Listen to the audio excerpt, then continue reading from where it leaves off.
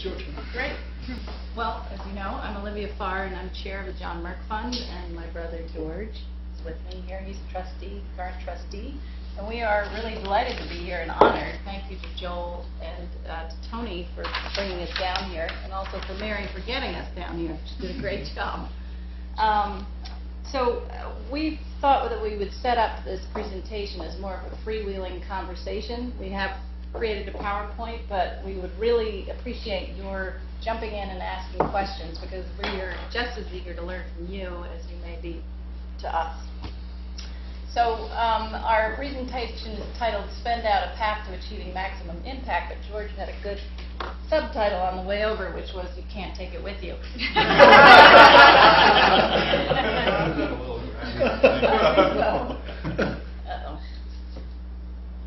Maximum visible impact is what you want. Yeah. Give your part. Up there? There, is that it? This one? Make sure there's an on and off thing. Make sure the on and off thing is on. And maybe that's a different model. And then also you could try unplugging and plugging. Mary, do you know how to? Is there a secret to this particular? We're having trouble changing. I know. Secret to me as well. Oh, okay. We just Okay. tried. Okay, so who are we? Here's the context. We are the John Merck Fund, and as you heard, there's another entity called the Merck Family Fund. So our family has two vehicles. The John Merck Fund was really set up in 1970 by our grandmother, Serena Merck, who was trying to help developmentally disabled children. In 2011, we made the decision to spend out our assets. Our last grants will be made in 2021, and our doors will formally close in 2022. Currently, we have $78 million in assets. Last year, we distributed close to $7 million, and we're estimating that over our spend-out period, we will have made $100 million in grants.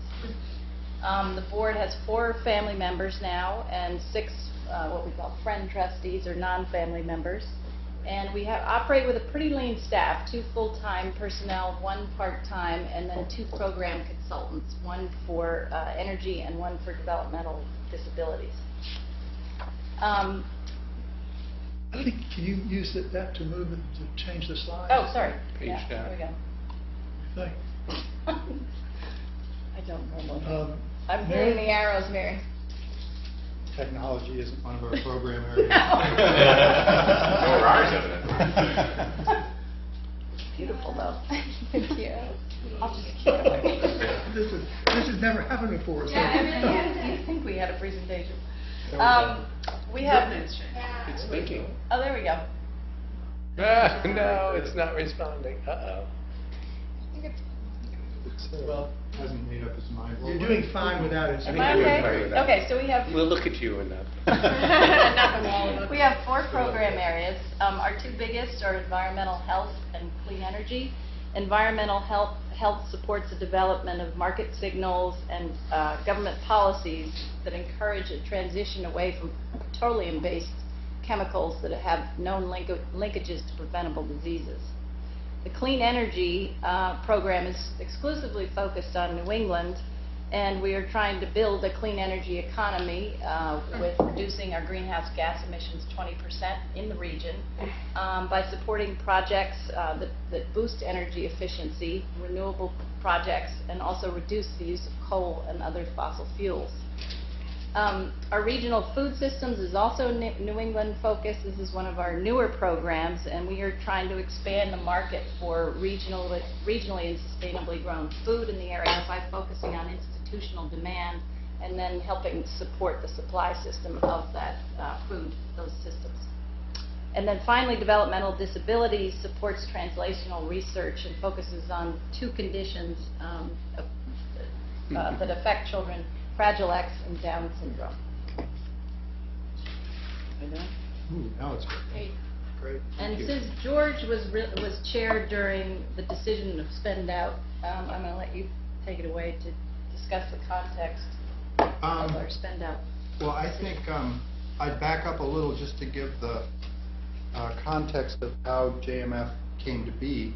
as Olivia mentioned, there was a Merck family fund that our grandfather established for family giving, and basically his hope was that the family would engage from different family branches, learn how to do philanthropy, and the thing would be in perpetuity. So that existed. The John Merck Fund was our grandmother's doing, and she was focusing on developmental disabilities. And it was almost a spend-out attitude she had right away. She was going to do a hospital, for instance, to address duly diagnosed kids who had emotional and intellectual problems and were not being treated for both. We were getting piecemeal treatment from the system. And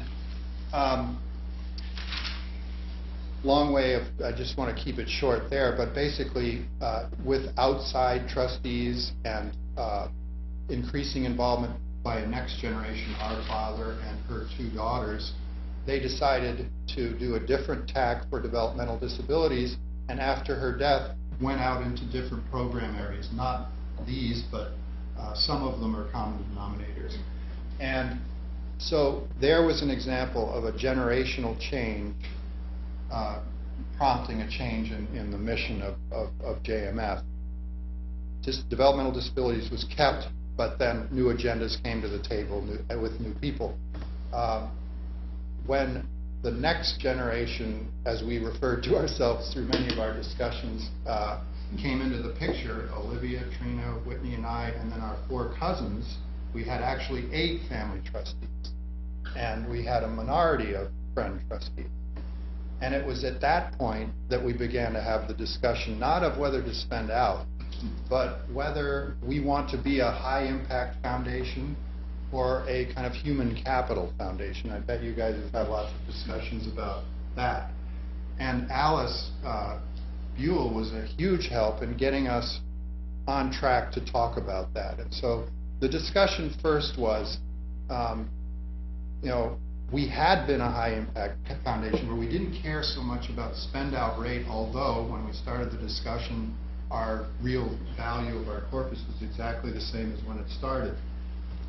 But the Monte Carlo charts began to come out, and people began to worry, well, if we spend at this rate, we might, go off the precipice.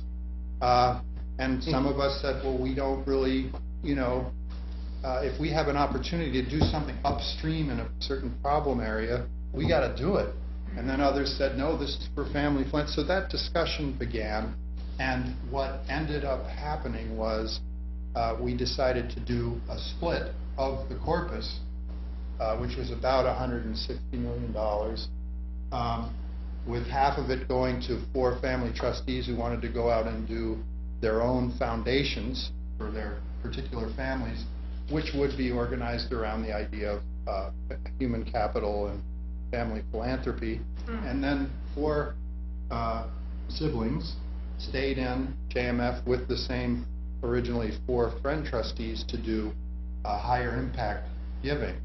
And then the momentum of this whole experience, which was not easy, got us to spending out, just because in talking about high impact grant making in areas we'd been involved in for a long time, we began to get more and more excited about spending more in those areas and doing it over a short period of time. You're probably thinking, well, if you have half the money, how can you spend more? But we were actually spending not at a fantastically huge rate to start with, so that we were able to step up for this period our spending annually in each grant area by a significant amount, with the idea that you'd then terminate after 10 years. So that's the background, and I don't want to sort of blather on. So, well, I would just underscore that the whole decision to split, which could be wrenching for some families, actually wasn't so bad, because we had good help doing it, but plus there was such a philosophical divide between those who really wanted to have impact versus those who really wanted to cultivate, we were talking family capital, as it were, and teach people about philanthropy. And I think a lot of us also really cared about honoring our grandmother's intent with the foundation, and we saw that moving in the future from the 3rd to 4th generation, we'd be going from 8 to 24 family board members. And how can you get everybody excited around those same programs. So will the future family generations of the first fund include all descendants of the, or just the No. descendants of those family Just the members? descendants of the ones that Yeah. split, because we still do have the Merck Family Fund that will include all the Okay. descendants. Oh. Yeah. So, realizing that you probably have a point of view, do you think the First Foundation achieves the goal of educating family about philanthropy? I think it's a little early to tell. I mean, they're just about 3 years out of the chute. No, you mean, you're talking about. No, I'm the just Merck mean going General. forward, is that a good vehicle? In other words, is it, for the members who are there, does it actually achieve the goal? Or has it historically achieved the goal of educating the family members about philanthropy? Or is it more like Family Feud or whatever else? Yeah, no, I think Or both. I think the Merck Family Fund is an amazing example of how to teach generations about philanthropy. They're on what, 1, 2, 3, 4, fourth It's really been a generation success. now. Very And they have wonderful. buddies, and as George is saying, our college kids get calls from distant cousins saying, come meet me for coffee. I want to tell you about this great thing. Mhm. They've managed to they've done it. institutionalize that kind of contact, and the key is the cousins are friends, Yeah. have become friends partly because of that, and so they really want to get together. So that was a success, but obviously, those members of our family who wanted to form their own foundations out of half of JMF's corpus wanted something more immediate within their own sort of world. They have not, and some of them have been involved in the other, but this gave them a more immediate context. Right. So we can continue unless there are other questions. So it was pretty amazing that the day we decided to split, we went, I remember saying, well, let's go meet somewhere else because we've had all this discussion about split in one room. Let's go somewhere else to an office that had windows and airier views, and this was a very depressing, interior view. And so we went there and we decided to spend out in concept that day. We just had a vote right then because we'd had talked about this for so long, and we thought we would take the next 8 months to really talk about how we would redo our programming in a spend-out environment. So we didn't really approve a spend-out program until a year later. But Was Alice there for that meeting? she was not there. She got us. Would it be safe to say you were getting us on track for the high-impact family? Yeah, I was sort on of the capital? earlier stage. Yeah, that one. And so we approved the idea in concept and then spent the next, right through to the early summer, broken up into our usual work groups on the board, small groups in each program area, working with consultants, experts, to try to figure out, could we each develop a compelling enough program in a spend-out context that would sell to the whole board, and in some cases that wasn't straightforward. For instance, developmental disabilities, which was the legacy program, wasn't related to the environmental programs in the rest of the portfolio. Regional food, environmental health, clean energy, they all have this connection, and so if you're being a spend-out purist, you might say, well, hey, here we've got synergy, what the heck are we staying in developmental disabilities for? Good question. And so there were some of us who felt we really owed it to the legacy to give developmental disability a fair shake, but we realized what we had come to was not a compelling program in a spend-out scenario because we'd started out funding, it had settled into funding of basic brain research, and the John Merck Fund scholars were hugely successful, one of the best programs for funding young brain researchers in the country, but starting at a time when the field was much smaller. So by the time we were making this decision, it was bigger, we were a drop in the bucket, and that doesn't really wash when you're talking about spend out. So we had circled the wagons and tried to come up with something that would sell to the board, and ended up with a program that focuses on translational research and focuses on two conditions that we feel are extremely ripe for advances. And one is Down syndrome, and the other is Fragile X. And so we created a translational research program for projects that address one or the other of those conditions, and then a research to practice part of the program that's aimed at getting communities of interest in each of those areas actually using new methods of treating those conditions.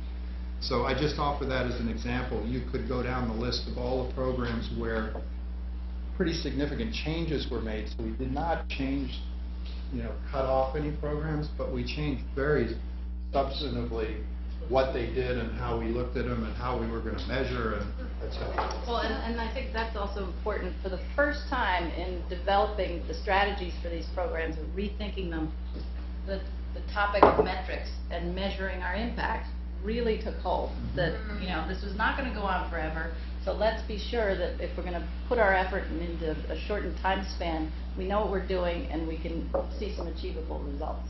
Ginger, did you have a question? Yeah, so this is really interesting. And so when you talked about, looking at your programs for impact and focusing them to go long during the spin down period, is part of this program strategy to create or strengthen or house these initiatives within other organizations, or to create organizations that will then go on, or are they just independent out there by themselves, just to show the two extremes? I think that it varies program to program, and maybe an institution will take shape or one will be identified that we'll want to leave some sort of investment in, but really that has not been our focus. It's been so far more a question of finding compelling strategies that not only are we interested in, but that other funders are interested in. And so the leveraging, and government, there's at least one or two where we're actually having some effect by doing things the government can't and working with the relevant agency, let's say. And so leverage, yes, but as far as institutions creating some sort of ongoing vessel, that has not come up yet. It's been more a question of, can we identify partners who will then go on in a bigger pool. So I think, it's really interesting to think that if you identified a program field where there's really not enough coordinated or compelling effort going on, and you make something that's so cool that all the kids on the soccer field want to chase that ball, that, you really have, even though the impact might not come during your spend down period, the fact that you got so many people chasing that one soccer ball would be, could be your impact. Yeah, that's the ideal, I think. Yeah. And part of our metrics now include, okay, what have we done about cultivating other funders or institutions to take on these programs after we sunset? So we're really trying to be mindful and formalize our outreach to engage other funders, as George mentioned, to take these on. So I think you've mentioned this word, compelling, a couple of times. Are you going to talk some about what made these projects or these strategies you identified compelling for you, or personally? Or compelling, what criteria when you were identifying compelling? What were you? How did that look to you? What kind of conversations were you having that you thought these were compelling, whatever that means in your world?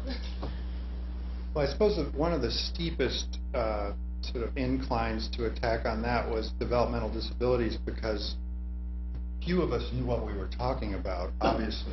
Family foundations have experts on them, and then they have the family members. And in some, they're more engaged, and others they're not. And so an early test there was, can you present to us a program that gets everybody around this room really excited, because they see how there will be change if it works. And, you know, I think going down the line of the programs, that was the basic question, is can there be buy-in? And when we use the word compelling, that's one element. Another would be, can you imagine this, if it succeeds, done with others, giving people a sense a few years later that a corner was turned in this issue area, that maybe the elements of it, we are not so sort of conceited to think the corners are not turned and they will be when we finish, but more there are already corners being turned in regional food systems, for instance, where North Carolina is probably ahead of where we are in New England, but you don't think so? But I'm not certain. not certain. Well, our daughter goes to Warren Wilson, and Asheville seems like a hotbed of that stuff. But anyway, Because our legislature hasn't gotten involved in the regional health food systems. I've read about They haven't that. screwed it up yet. But New England, Keep it on the down low. Exactly. okay, I won't mention it. But New England is really beginning to come together as a region rather than just local food farm markets. And so we're, in some cases, plugging into the ball's rolling and we're chasing after it and seeing how can we help? What can we do to really help speed it up? And so that's what we mean by compelling. Buy-in of the board conceptually and real investment of, of energy, but also a sense that this could really change the equation if we and others get behind it, and the grantees who sometimes, are a little leery of a spend-out strategy coming on the field. So they have to really be invested in it too. I mean, they have to feel like this is worth our time because this is going to end, and we have to have confidence others are going to fund this. Have you discovered some of the foundations that Tony and I have been studying gotten into a fix of starting things and then trying to find people to join in with them, as opposed to working with prospective partners ahead of time before you do anything, and getting them involved at the same time you get involved with it, and letting them help shape what you do. Olivia has a great example. I would say if you tell about environmental health and getting the Staples guy Right. involved, all that. We are starting a scorecard to basically help consumers in the marketplace understand, and retailers, what are in their products, and with an eye out of getting rid of toxic chemicals. And very early on, our very savvy executive director, Ruth Hennig, was able to attract corporate leaders. One of them is Roger Staples, who is the senior scientist of... Roger McFadden. I'm sorry, Roger McFadden of Staples. He's the senior scientist, which is kind of an unusual position for a big box store. He came to the table along with representatives from Walmart and Nike, but he was the one who really cared passionately about this issue. So he's now joined our board. And here's a non-traditional foundation partner and board member now is helping us reach out into the corporate community. But at the same time, this project also, we started on the ground with 2 other foundations helping shape it. So they already have buy-in, and we already have natural partners. That's the way. One of the things Olivia has really, in her terms, shown huge leadership on is, if you identify the various deficiencies in the family trustees, you could probably end up with battalions of non-family trustees. But she's been really good at saying, well, okay, what don't we have here? Entrepreneurial, someone who's at the same time interested in all these other program areas and can engage. But then another was Bill. Yeah, Bill Roberts, who was at Atlantic and ran Belden and spent it down. And your reasoning, I think, was let's get someone who's been through the spend out Exactly. and knows how to do it. Yeah, he's going to be enormously helpful. Yeah. I just don't want to let go. Of course, spending down really does impact your investment strategy. So over time, we will have to move into more fixed income products to make sure we have the cash flow to meet our needs. But at the same time, when we made the decision to spend out, we had begun a mission-related investing strategy. We were 10% in what we call mission-related vehicles. Is everybody clear on what that is?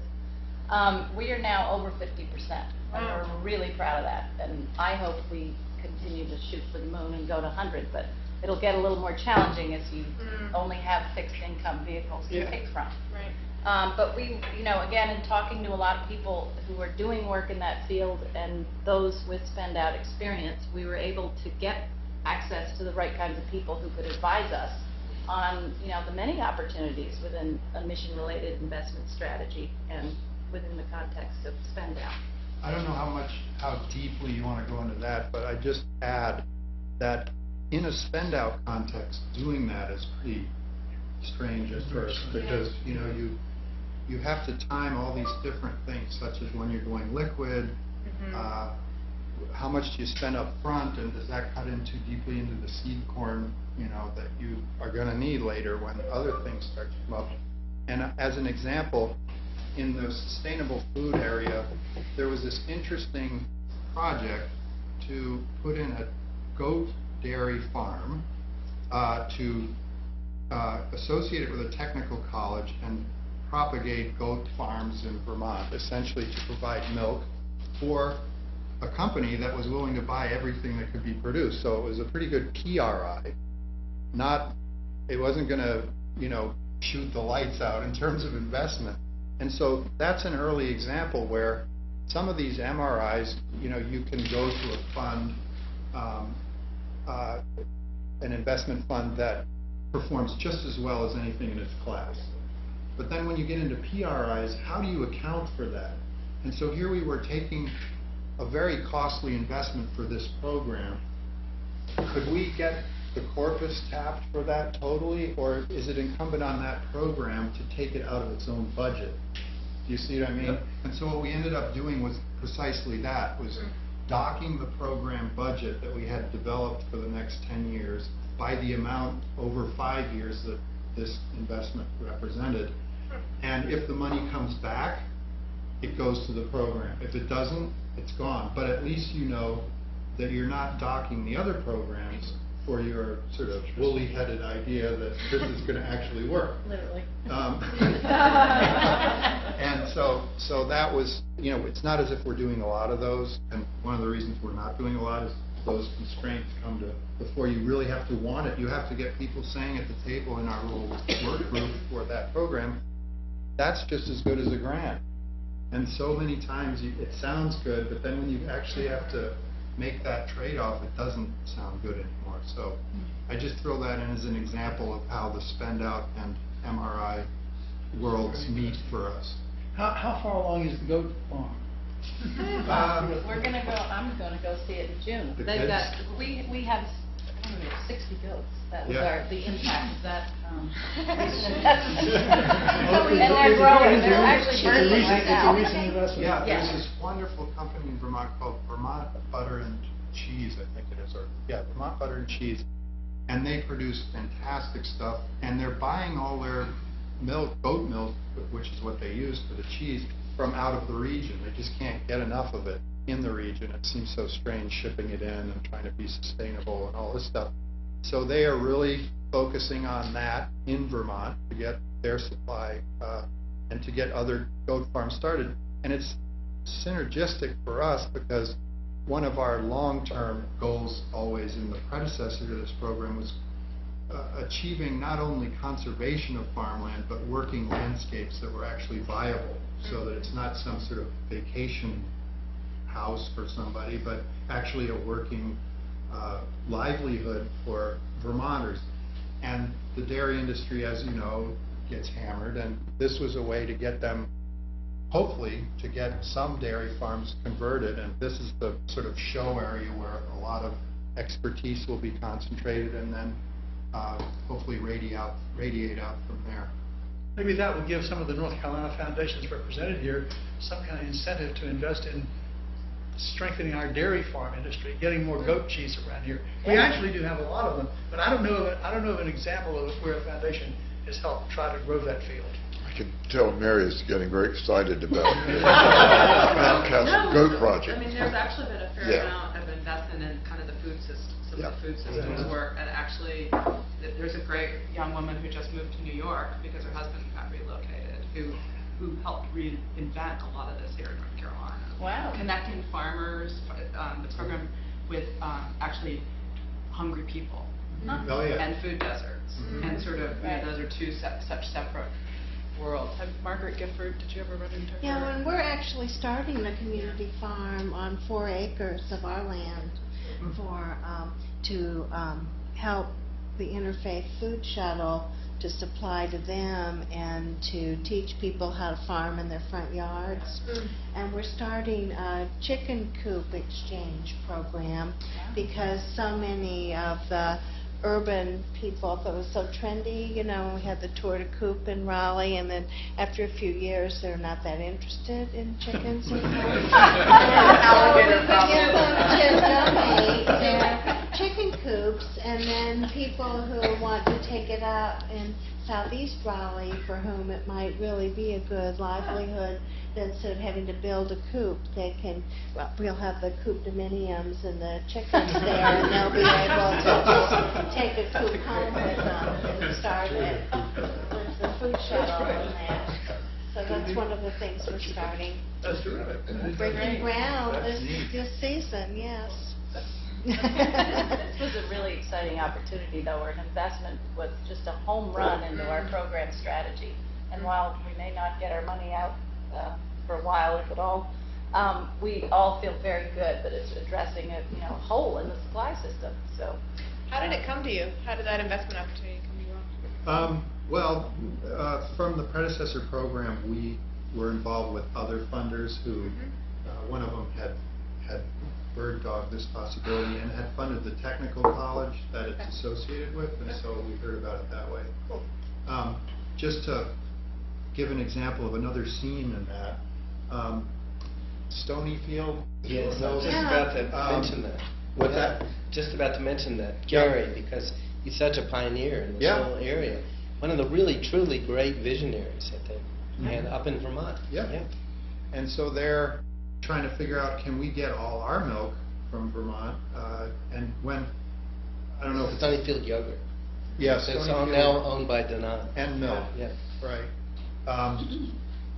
It might not be the same situation here, but there, if you're on regular commercial dairy, your prices are terrible. Yeah. If you get organic, you get actually contracts where you're assured of a certain price that's better. So if a farmer can get to the organic, which means getting a year of organic feed to wean the herd from stuff that they're usually given, they can improve their situation. And Stonyfield is saying, we want to really expand that. And so then for us, we haven't gone into that because we thought, well, why couldn't that just be Stonyfield?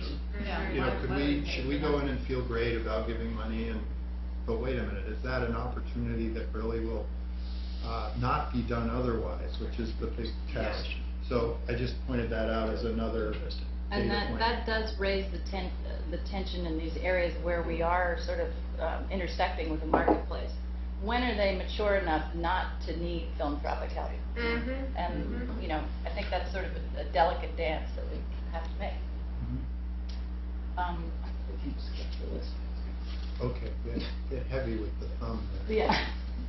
So as we've gone through this process, we've obviously encountered some benefits and some challenges. As we said before, knowing you have a limited time span and the salt is running out of the glass really makes everyone a lot sharper and a lot more willing to come to the table and dig into, maybe picking some hard strategies and looking at our results. Also, what else do we have in our toolbox that we can leverage besides the grant checks? And we've mentioned a few of them already. Trying to build our partnerships with other foundations. What can we do with communications, for example, for our grantees? Can we fan the flames of projects that they're working on in very targeted ways? Can we create better messaging for them?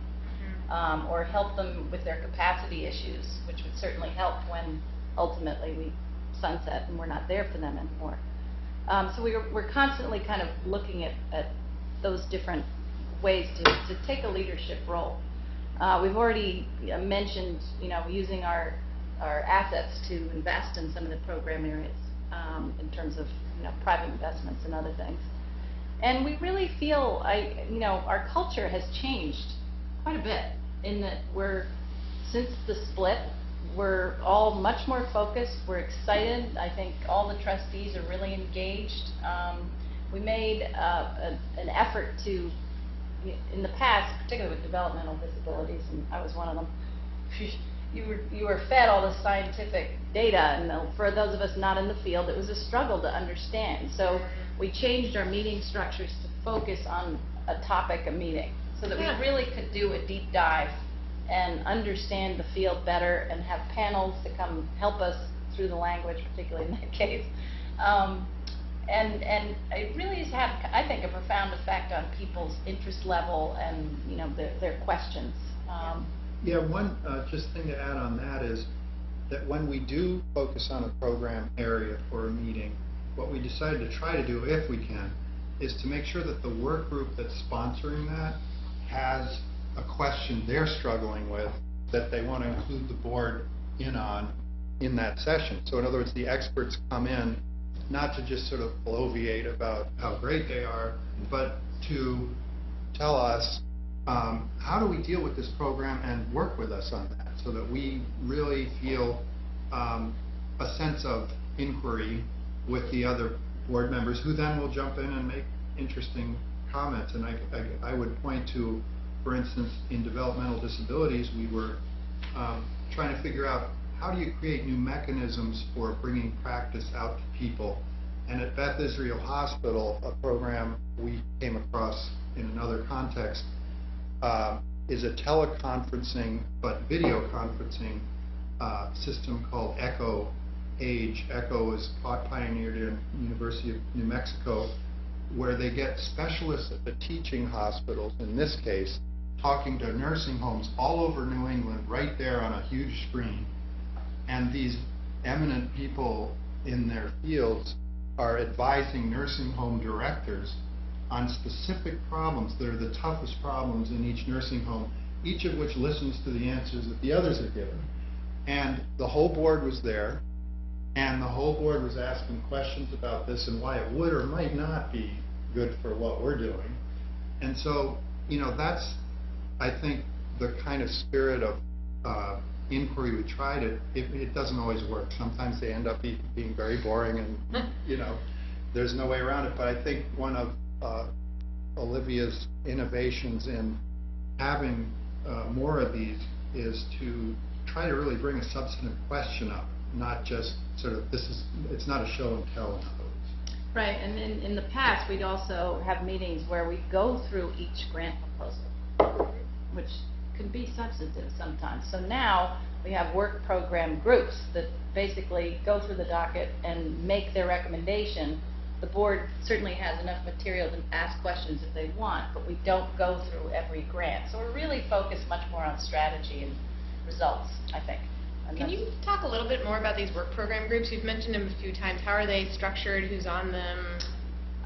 They are usually, most board members are members of a work program group. So it's sort of a natural affinity. If they're interested in the area, they would populate it. And we'll have at least one staff person, and then, depending on the program, a consultant. Okay. And they meet usually once or twice before each board meeting. Okay. And then sometimes, we'll have a site visit. That hasn't happened as much as probably should, but those are hard to make. but then they are responsible for shaping at least one agenda during the year. Okay, cool. How do you deal with conflicts of interest? In terms of? So if you're on a board, and then you're you're also on one of your work interest groups, and that grantee that you're on the board of has an application, do you have to recuse yourself? Yes, you do. Yeah. and we have that with our brother Whitney. Mhm. Yeah. Because I just think that can often, Right. be a challenge where people bring in programs that they either genuinely or sometimes, you're pushing a program sometimes for the right reasons and sometimes for the wrong Right. reasons. Yeah, no, that's Well, But absolutely. it can be very challenging, particularly if the decision is really being made at the work group level and not necessarily at the. Right. That's a very good point. Right, all of these have to be approved by the board in the end, but you're absolutely right, you have to declare the, conflict, and then the person who has the conflict can't vote on it, et cetera, et cetera.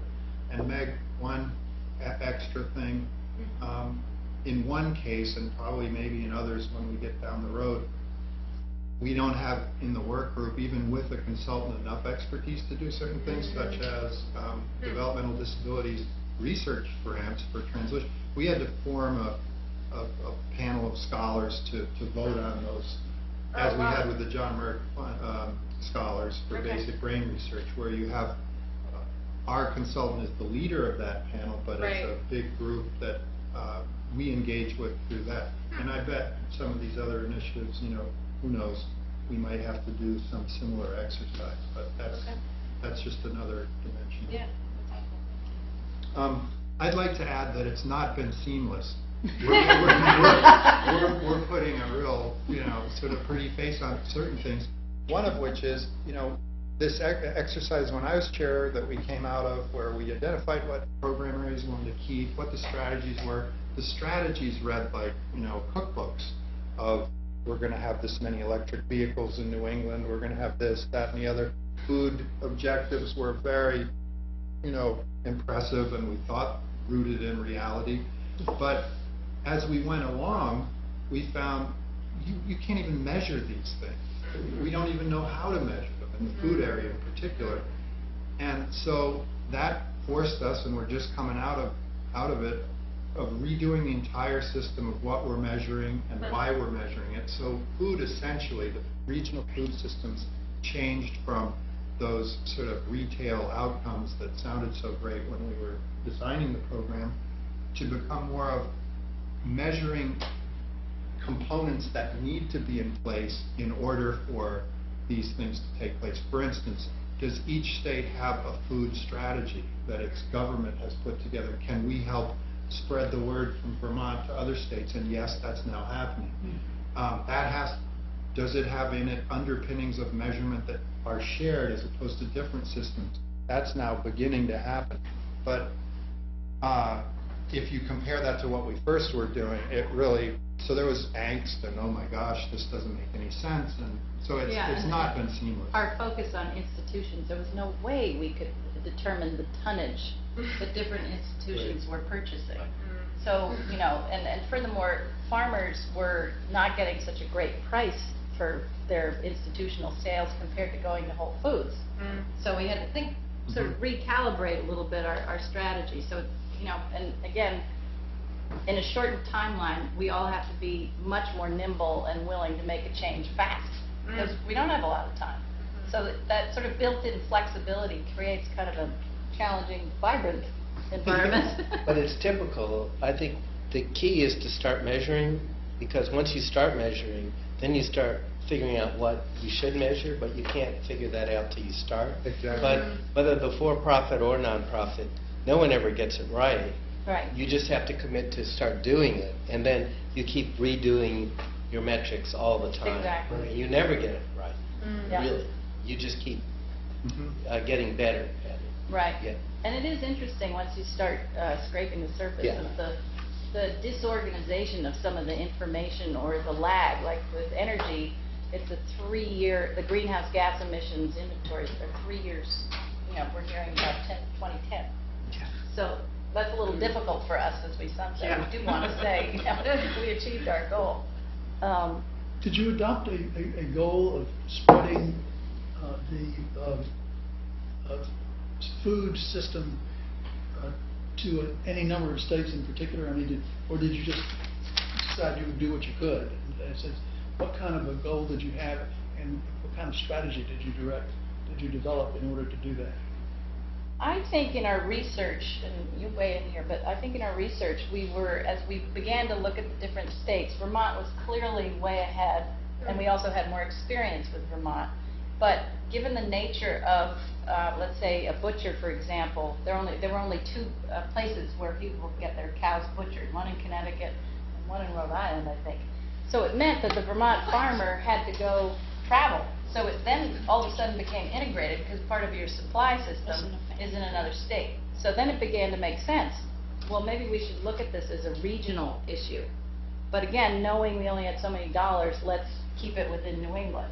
And then also, to George's point earlier about developing the state food plans, again, Vermont was way out ahead, but in a short period of time, the others are really catching up fast, and they're working together, which is in sharing best practices. So that's been really gratifying to see happen.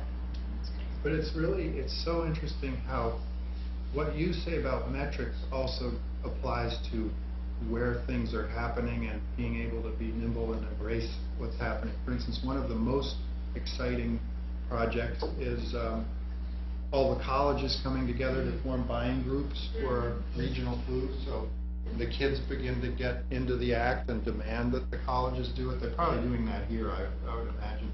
But you have a critical mass of them, for instance, in the Pioneer Valley in Western Mass, where the 5 colleges are.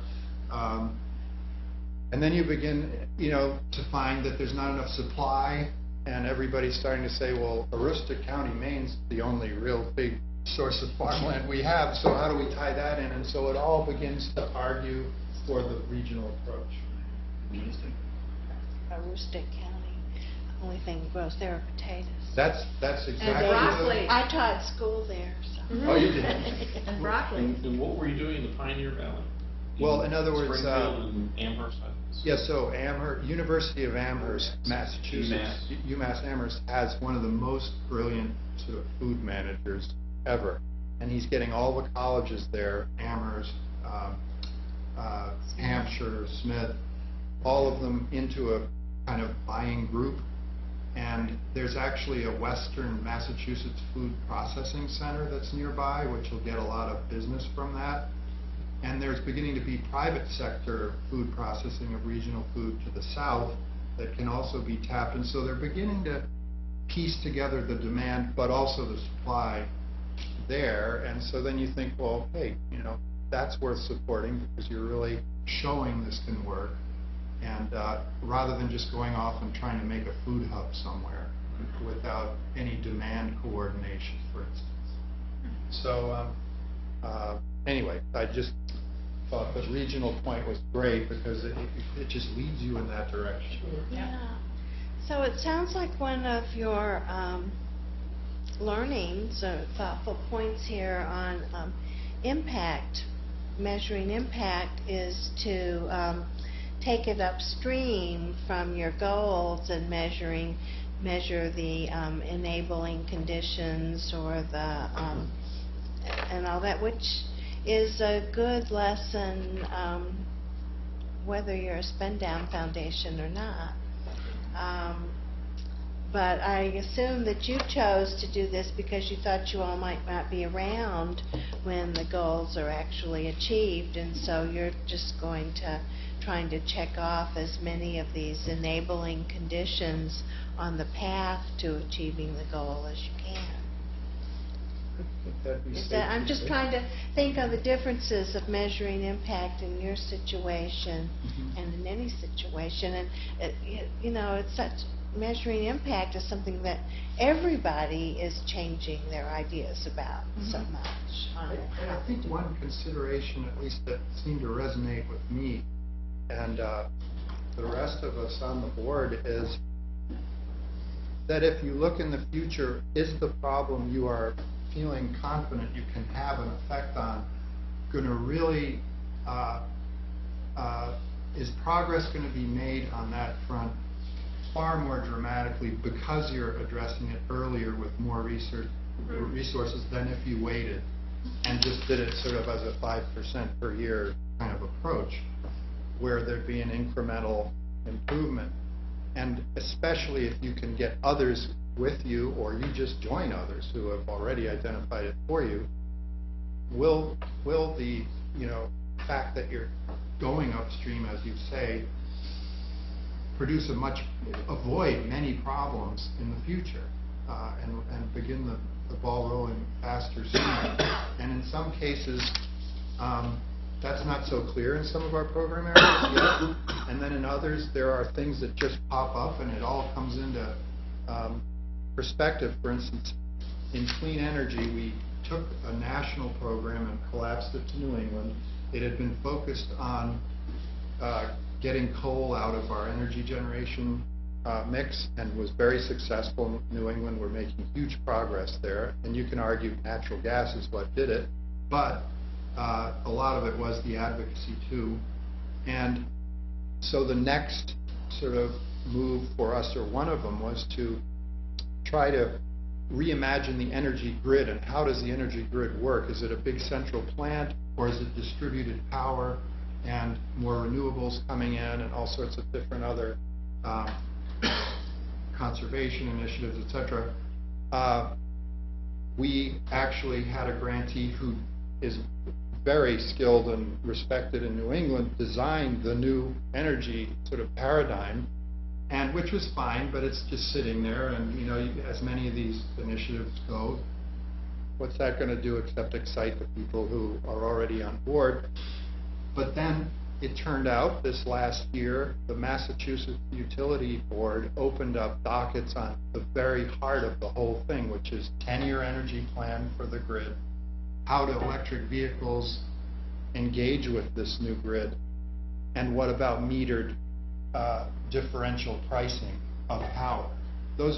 That's the heart of what this guy proposed. And so suddenly we realized this docket is open and they're going to decide on this within the next year, and we got to get going on helping to fund this. Well, there are other foundations that are doing a lot of good work in that and have done, like the Farr Foundation you probably ran across, and we're by no means the only ones, but there were discrete things that the two advocacy groups who are pulling the heavy weight on this in the regulatory system said, for once we can show them what we think should be done rather than just react to industry proposals. And so we and others are helping to give them the capability to map that out and go to the regulatory hearings with a vision with particulars on it rather than just a critique of the utilities. And the political situation in Massachusetts is such that we have a great governor in there as far as clean energy goes, and this decision is going to coincide with the end of his tenure. So sometimes, in other words, something will come up like that and you just go, oh my gosh, this isn't just business as usual, we need to step it up. Right. Tony? That sounds like the kind of calculation that Limited Life Foundation would be particularly ready to make, because the idea of spiking your spending, effectively it's an idea you've already embraced. But I got an impression that I'd like to confirm or deny from what you said earlier about the initial decision to limit your life, and that is that it wasn't that kind of decision. That is, you didn't look at the 4 program areas you were interested in and say, these are things we have to invest in now because the moment is particularly ripe and it's now or never. I didn't hear you say that. I heard you, in effect, say, no matter what areas we might have been working in, we would have preferred to spend it now and close. That's different from Belden, because Belden said climate change, it's now or never, we've got to do it, limited life. Could you say a little more about why you felt that spending now is better and gets you more value than persevering over the next 50 or 100 years? And let me just add to that. I'm assuming, maybe assuming too much, that at that point there were one or more people who said, oh, we don't want to spend down. And if so, why did they not want to?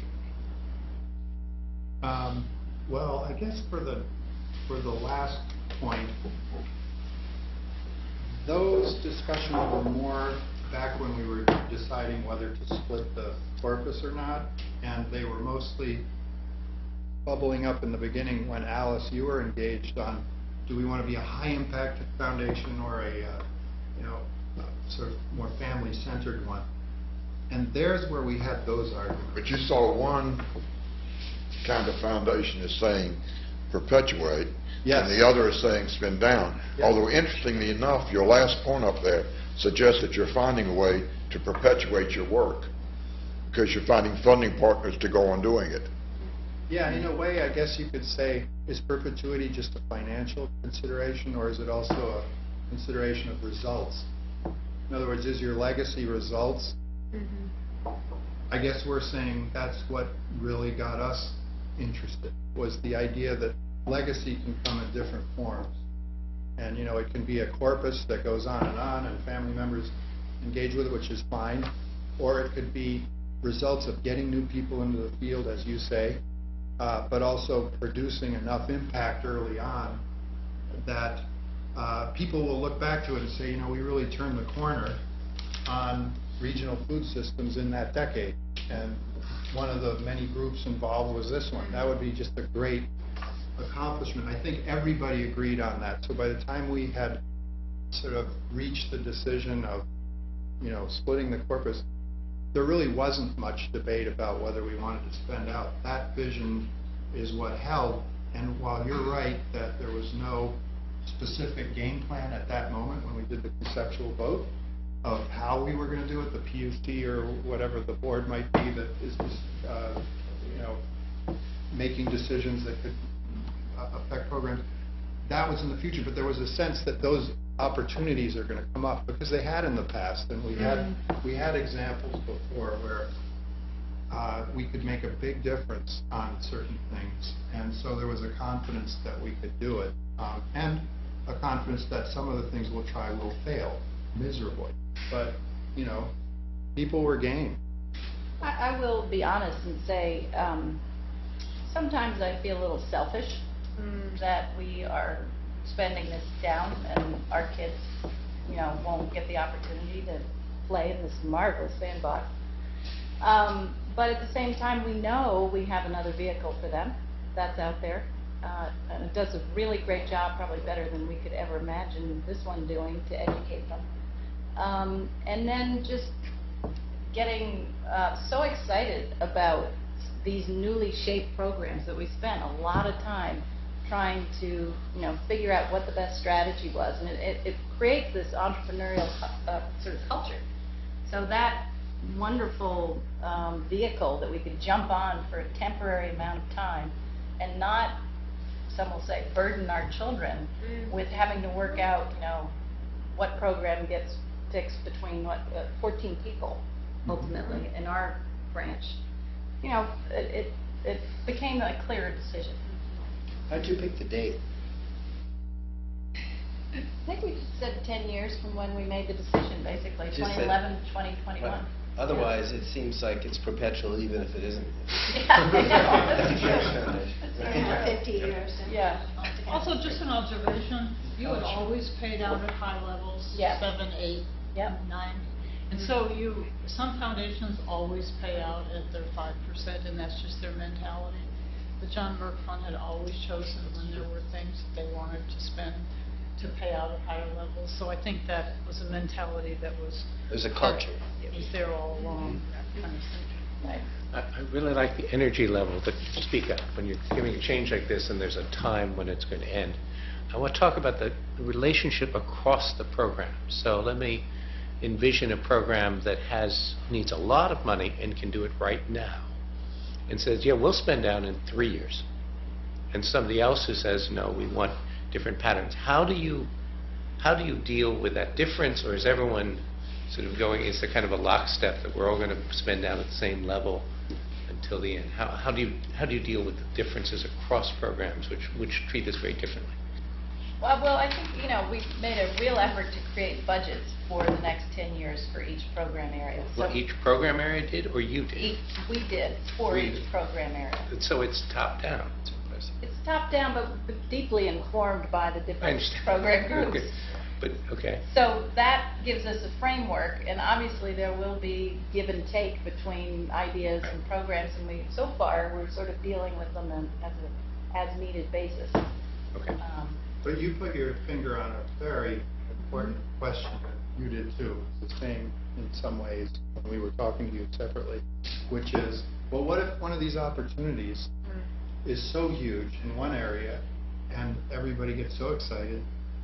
What's the responsibility to the other programs that have their 10-year spending? And we haven't got to one of those yet, but there's definitely been an appreciation that if you cut into the seed corn too early on the investment portfolio, you are foreclosing things not only for your program area, but for others if you go beyond a certain amount. So far, as Olivia says, we've had 10-year budgets for each program, and an understanding that if you want to go out of the gate aggressively, your program has to reconcile with that. But we haven't got to a situation where you want to go so aggressively and so many people are excited about it that you then readjust. As the only other thing I'd add would be the proportions of, having environmental health and clean energy as the big ones, and developmental disabilities is not so big. Regional food is sort of down, more like development. Getting bigger. Not that it's a competition. That just, it's not very scientific, but it just reflects the board's feeling about where the real need and opportunity is. And the fact that the others are still there reflects that there were some real fighters and scrappers on the board who made a case that, this is worth doing. And so, I wish it were more scientific, but that's how they ended up with their proportions. One of the things that I've been discovering as I do the interviews for this new book that I'm working on, dealing with these questions, is the number of perpetual foundations, the presidents of which have said to me that the board has talked about the question of spending down, but they've all said pretty much something like what you said, which is that even with the perpetual foundations that are there, the trustees are not prepared to spend it down at this point, but if they ever came across something which they felt had a reasonable chance of making a significant difference with respect to program priorities of the foundation, they would in fact spend down. Now that's a different, getting to that point is not easy, and for some foundations, I would say that it's a cop-out in a sense. It is. But I'm really struck by the number of foundations, ostensibly perpetual foundations, where I've been told the board talked about the question and they agreed in principle if they ever found anything like that, they would do it. I did not know that until these interviews took place. Interesting. So that raises a question for me is, you say you're going to close your doors in 2022. 20. Well, with last grant 2021. So doors shut can you reverse the decision that you've made if you choose to do it? Go get the money back? I suppose we could. Yeah, there's a new committee that Olivia formed, which is the spend out sort of overview committee of some of us trying to get at questions like that. For instance, what if the investment manager does so well that you end up with this huge amount at the end? Or The goats come through. the goats.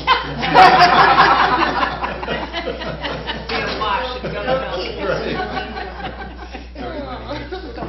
But, there have been a lot of, I'll just let mention a few ideas that have come up in informal conversations. So for instance, if a program has extra money, maybe there's a revolving fund that exists already for investments in regional food systems that you could just put that extra in. Or maybe we give it to the Merck Family Fund, the one that is the family vehicle, and say, hey, we've had our shot at impact, we've reached the end, let's put it back into the family, which after all has more members and could use a boost.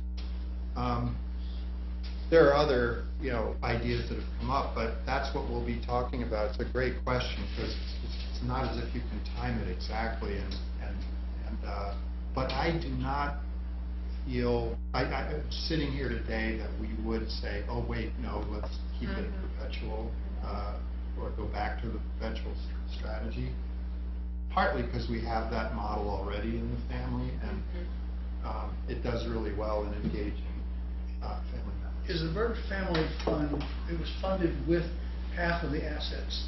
Is that something totally separate? That was That's- separate. yeah. That was separate. So, and the Merck Family Fund has what level of assets at this point? Is it 40? $40 million. 40, yeah. So a little smaller. And specifically for family engagement, that's big in the whole charter of it. And so, No non-family members on that yeah, board. it's All not like a members. hybrid board. And so in our eyes, that's why this spend out seems to fit, because when its genesis was actually a project which was aside from the Merck Family Fund and to address developmental disabilities in an impactful way. It just got a lot more complicated along the road. So. Can I ask about, you've mentioned a couple times the relationship with grantees around the fact that you're spending out. Can you talk a little bit more about that? I think in your past slide it said something about tension with grantees around that. That was the question I wanted to ask. Good. Well, as we've been told, grantees, even though they're told that we are spending out, they don't really register it till the money isn't there. So we are really trying to make a concerted effort to prepare them, and whether that means, again, doing communications on their behalf, really engaging them as partners, trying to troubleshoot or build their capacity in some way that will keep them going after we sunset. Those are the kinds of questions that we have to think about. And Belden, I think, did some good, at least with their, because they had North Carolina as one of their focuses, and we partnered with them a lot at Sue Smith Reynolds. And I think they had some really good practices in terms of making, the way I remember it was 3-year grants of declining amounts. Because you also run into the lame duckness, and you start to lose staff as you get closer to that. And so I thought that there was some good practices in terms of the way, as a local, state partner of theirs. That both, because, we had to think then about, well, what's our commitment to these groups, and are we going to increase our grant making to keep up some of that capacity that's been built in the environmental area. They were another partner that focused on advocacy, which there's not a lot of as well. So they were kind of sorely missed when they stopped grant making. But, so. As George referred, the Spend Out Task Force will be looking at those questions, and also our own staffing. We could, some of our program officers, why would they want to stick around when their doors close? Why wouldn't they want to take, the next better opportunity now? So we will be working with them and looking at ways to, continue to retain them. And has your staff changed in terms of, as you've made this transition through the split and to sort of a different style of grant making? I think, as I mentioned before, it was more, putting the program work groups, making them more responsible for the grant making and communication about the grants with the relevant staff members. That's certainly been different than it had been done in the past. And so is the staff, they support those work groups? Yes, Or are they they do. also out kind of trolling for good nonprofit investments and stuff like that? Yeah. So they're being more Not so much- proactive or less proactive? Or? Well, the way our investments work is... I mean grants. Grants. Oh, okay. Yeah. All right. Because they still are involved in the mission-related investment stuff. They pass by it first to make sure it makes programmatic sense, and then it goes to the investment committee. But yes, they're out trolling for new grant opportunities, as well as, helping support the different work groups make their decisions. But I would think that you would be less likely to want to give, say, to endowment that would then perpetuate itself once you've decided that you want to spend down. Right. I can't imagine you want to give a lot of money to someone else who wasn't more, isn't it more expendable funds than sort of long-term endowment that you're... Are you making endowment grants? No, No. we're not. Yeah. That's what I would assume. But did you ever? No. Well, and that is an issue for foundations. One of the two foundations that we're studying in depth, the Ivy Klein Foundation, they absolutely will not make endowment grants because they say that's copping out. On the spending, on the right. perpetuity. They could put it all into some other endowment. On the other hand, there's some foundations that are spending down, which are giving endowment grants because they feel that's part of their mission, and they're not worried about the copping out kind of thing. Alice, do you have any observations on this? You've been involved here, and you have any questions or Well, I was general involved in the early observations? stages, and I guess the one observation I want to make is that I was fortunate enough to know Olivia and George's father, who was in himself a tremendous grant maker, quite an amazing guy. And as I sit here today, I just imagine he would be so proud of what you all have done. And you're doing grant making differently than he did it, but with the same kind of spirit that he had. And that, to me, is part of what the legacy of Family Foundation is about, carrying forward not the specific way of doing things, but the spirit. So I congratulate Mary? I was going to say, Alice, you've seen a lot of families, for better or for worse. That's true. She's still standing. What is it about this I mean, you touched on their dad, who obviously, I think, passed on a lot of really strong values. But is there something about this family that's enabled them to sort of amicably, it appears, to go through a difference of opinion and then to be kind of so focused and successfully and honestly sort of navigating that? I mean, a lot of families wouldn't be able to do that, I think. Well, I think the difference was substantial and at a high level in terms of the way they describe it, in terms of whether you want to be impacted, whether you want to have an involved family. And so it wasn't about individual program areas or things like that. It was a basic philosophical difference. At least that's how I saw it. And they were willing to face that and willing to say, neither side was stubbornly hanging on and saying, we've got to keep this thing together. They were much more willing to say, well, if we feel this differently, then we each need to go on our own path and do what we're going to do well. And I think it's hard for many families to come to that conclusion because there's this belief out there in the foundation world that staying together is what you're supposed to do. And it's not always the right option. I certainly know that with other clients I've had. I mean, it's good for a lot of people, but it's not good for everyone. And this is a perfect example of a family that was able to say, we want to do it differently, and this part of the family has accomplished some amazing things. I'm sure the other part of the family will also, but in a very different way. Let me ask you, I'm going to call Danielle. I just have a question for Alice. I just want to get clarification. When the decision was made to split and to create the Merck Family Fund, was it, you said that it was to get the members engaged in philanthropy. Well, which is primary? Was it keeping the family together through philanthropy, or was it having people engaged in philanthropy? Because those are two motives. They're different, and I do pick up from other foundations. There's some people. I mean, in fact, I quote somewhere. I can't give it to you off the top of my head, where donors, the father of the family said that I am creating this foundation because I want to keep the family together and I want them involved in it. And I don't care what they do, but it's really a vehicle by which I think it will keep the family together. And so, which is more dominant? Well, the Merck Family Fund was started by our grandfather, so that already pre-existed. Right. And that, I believe, was created to keep the family together through philanthropy. You may have a different take, but that's my take. The subsequent foundations that came out of this split, I believe, were created to educate the family about philanthropy, not necessarily keep them together. But, I don't... Well, it's just an interesting question. I just raising it. Danielle, you want to... My question is, do you think that, I note here that they had a split previous to the split, right, in some ways, a split of money. Do you think that made them more comfortable with the idea of splitting things up, and they'd seen both models and they could, I feel like having that discussion could be difficult if you hadn't seen both sides of the coin in some ways.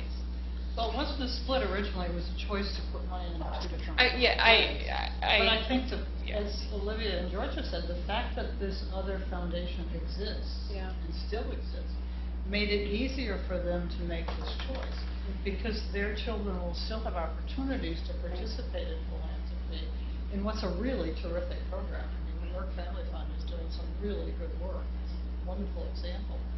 So it was maybe easier to make that choice. I think you're right. It was easier, at least in my mind. Yes, knowing that was definitely. there. You're coming up towards the point where we always try to close, so if you have, anybody has any questions or final comments, this is the time to do it. Marty? Could you take what you have learned over the last several years in what you're phrasing as a drive to be high impact? You're using the mechanism of we're going to close our doors in 2021 as the vehicle to do that, but change your culture so that you could still have the focus of impact, but not close your doors in 2021. I mean, I'm just going to give you my visceral reaction. I don't think we can turn this engine around. There's so much excitement in this sort of entrepreneurial effort and so much focus on what we want to accomplish by a certain point, and it will take most of our resources. So, and I think everyone, non-family and family, are on this train and thrilled. So I just right now, I don't see that happen. Olivia, please keep that thought going. Let's imagine that I won the mega ball, whatever it is, zillions lottery, and I thought the best thing I wanted to do with my money is give it to you because I love your program. Suddenly, you have the wherewithal to continue spending what you're spending now, but in perpetuity. In other words, nothing changes except the deadline. Would that really be so radical a change for you and for the foundation? I mean, in other words, isn't the spending level more important than the deadline, or not? Not at all. Yeah. Boy, I just, I mean, when they said 10 years, it changed everything. I mean, I'm just sitting here listening. 10 years, it's all gone in 10 years. That changes, and if in the for-profit or non-profit sector, it changes everything. Your time frames change, your sense of urgency changes, you return phone calls faster. But the Ford Foundation ends its programs in 10 years. But that, it's just, can't you palpably see the difference talking to these people with other people we've talked to over the last year? But isn't the larger question, how can we generate the same excitement and energy? That's the larger question. 10 years. That's 10 what- years. that's what- You have to go to families that are having arguments and say, I can help you with this. Your counselor will be very happy for 10 years. Well, this is- Has your risk tolerance for risk increased? I mean, it sounds like it has. Well, it was I do always- think that was. It was always high. Yeah. I I think wonder to if your that's a point. precondition. In But I- other words, our father's mantra was dare to fail. Yeah. And sometimes we were endlessly daring, but, or sometimes we say, let's not be too daring here, but it really is something that was there before, and maybe is another precondition that makes it easier, because it's not like you're going from some sort of Swiss bank approach to... As you think about this, and Joel, maybe in your book, it would be really interesting to look at some of the I think that's what I was trying to get at Alice about, are there preconditions in the culture of the predecessor foundation that helps people make this decision and then do it more wisely?